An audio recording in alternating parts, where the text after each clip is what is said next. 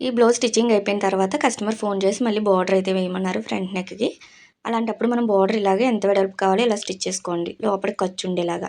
మనం పైనుంచి stitch వేసేసామంటే finishing బాగుండదు.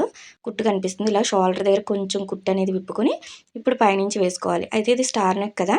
ఇలాంటప్పుడు మనం కార్నర్స్ ఇలా ఫోల్డ్ చేసామంటే మనకి కార్నర్ కరెక్ట్‌గా వస్తుంది. ఇలా పైపింగ్ పక్కనే మనము ఫోల్డ్ చేసుకున్న క్లాత్ అనేది ఇలా పెట్టేసుకోండి బార్డర్.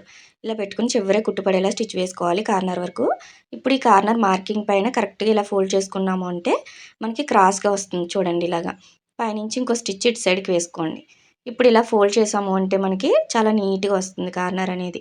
స్టార్ నెక్ ఎప్పుడు కూడా ఇలా స్టిచ్ చేసుకోవాలి. చాలా నీట్‌గా వస్తుంది ఫినిషింగ్ అనేది.